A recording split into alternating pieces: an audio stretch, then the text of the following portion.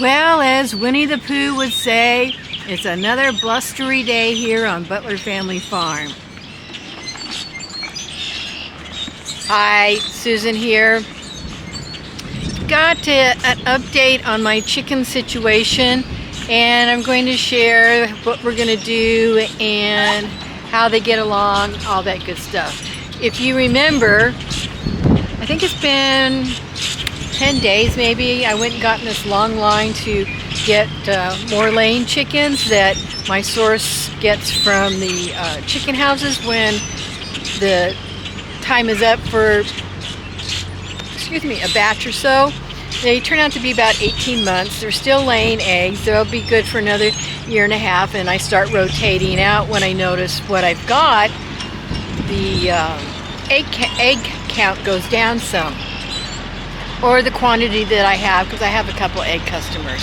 So a face post was made that my source would have chickens, and first come first serve. They open at 9 o'clock.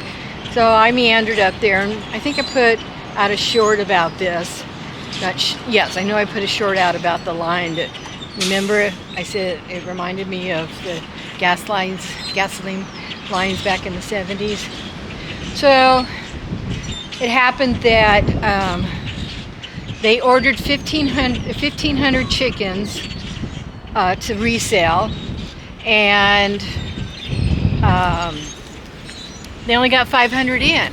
So my name went on a list with the quantity wanted. I only wanted about 10. See, these guys look really good, but they're kind of slowing down. I think there's 9 reds and 5 of the other. And I only wanted 10. I only like to keep about 24, 25 chickens. That's plenty for the customers and myself. And I've water glassed when I've had extra eggs, and I've also froze them up. So my name went on a list number, and they would call. They thought they were going to get 500 more that night, so it could be the next day, but they would call. Well, there was no call. And I kept watching the website, and they kept advertising baby chicks. Well, I don't want to do the baby chick thing. We've done that. I don't want to do anymore. And so I just kept waiting. Well, last night, after our live, which today's now Tuesday then, I got a phone call saying that they were getting 500 chickens in last night. I was on the list. Did I still want them? I said yes. She said, well, we'll hold them until, we open at 9, we'll hold them until 11, and then after that we'll release them, put out a post that they've got chicken for sale to the public. And of course it's first come first serve. So I got up there was a little line, not much, and it moved pretty good, because I think I was only there about 20 minutes total from the time I got there to the time I started. They started loading me up, and those girls, they've got a technique. They've got them in a hoop type yard, and they just go in and snag them up by the feet. They brought 5 at a time out. I only wanted 10, so I headed on home. But as I was driving, I kept wondering, trying to figure out what I'm going to do, because at night these guys get locked up with the door closed, so I don't have any raccoons getting in there anymore. And then I let them out in the morning, and I keep them locked up in the yard till midday, and this is a little bit early. The white chickens fly out along with Freddie the rooster. There's Chickadee. And then the red-headed Gertrudes, they stay inside till noon, and then I let everybody out. And then when it starts getting dusk, then they all meander back in there, and I close them up. Well, the condition of my chickens, my new chickens, are not really in great shape, and I know that when I buy them. This is how they've probably been at the chicken houses a little bit too long, but they're about 18 months old, they say. I'm going to go with that and calculate how long. But anyway, they're not in the physical condition to be put in with these older birds. So I thought, what am I going to do? Well, it came to me as I was driving I'm going to use my chicken tractor. I'm going to move it up closer to the chicken house. I'm going to put these girls in there. Then these ones can see, hey, don't you go across the road. These ones will see them every day, and they'll start getting acclimated that way.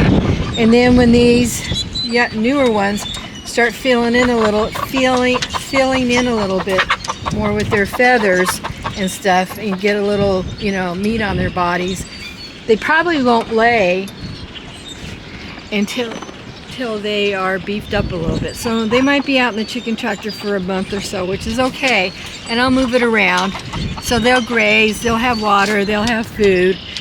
And then I'll stick them in the chicken house to be with the older Gertrudes.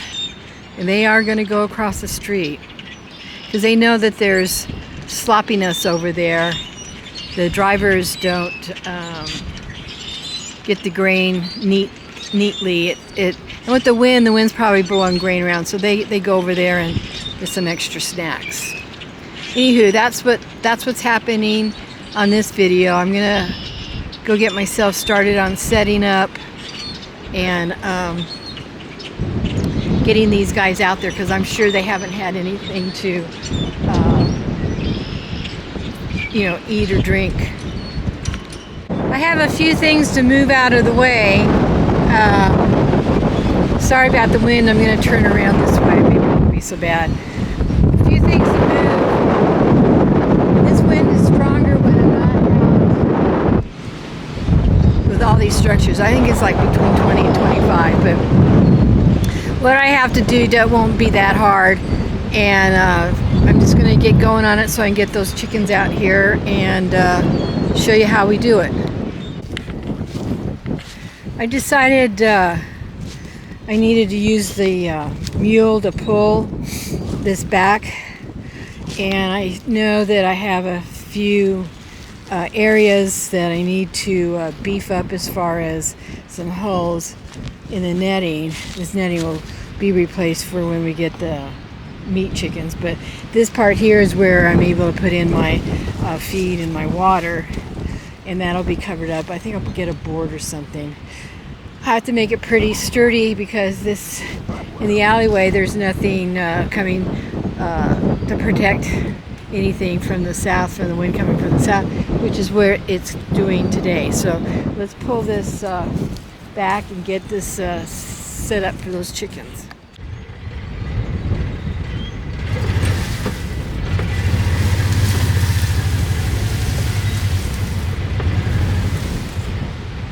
I don't have a rear view mirror in this mule. We should, but we don't. So I'm trying to stay on the straight and narrow. Sorry about any kind of twisting around. I keep seeing the view in the LED. In the screen, and I'm thinking I'm backing up. That's my backup mirror. So here we go. Sorry. I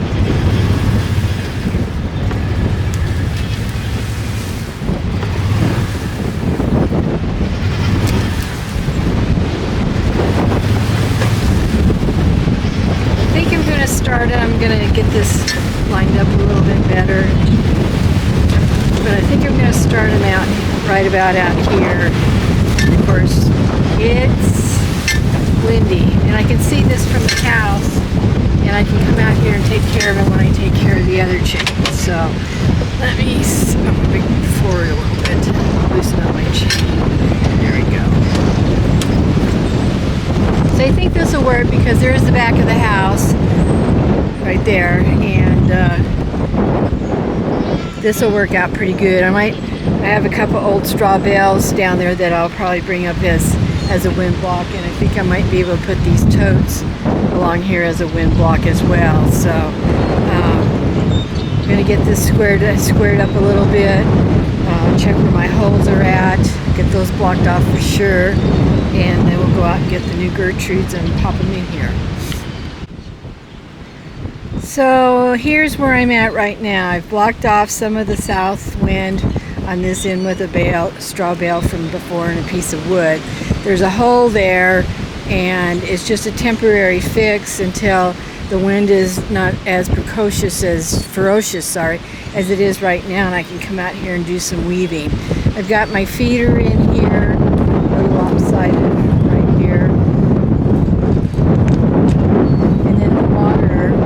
Then I have a big hole in this far corner where I've got a straw bale, and part of it as a wind block, and I rolled over an IBC tub that I was going to use in the nursery, but we've got a different plan for that.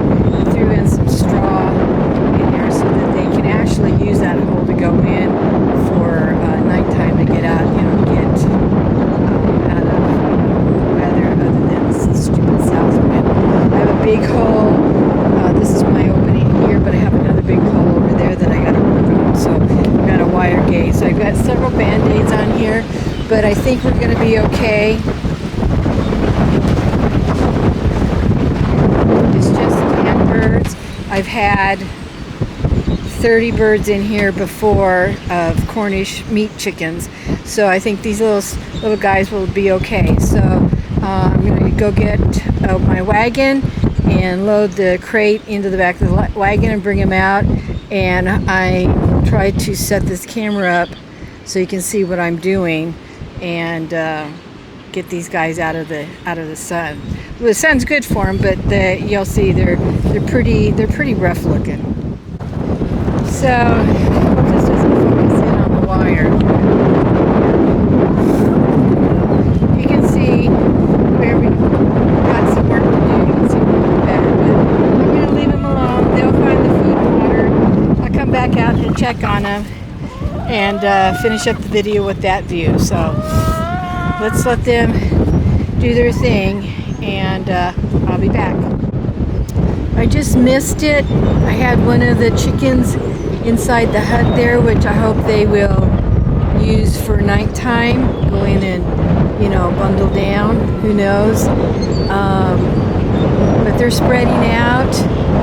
Looks like everybody's getting along. Let's see, let's count. 1, 2, 3, 4, 5, 6, 7, 8, 9, 10. Still got 10, so we'll maybe do a short tomorrow after they've been in here for a while, 24 hours. And looks like I need to straighten up my water. I can do that.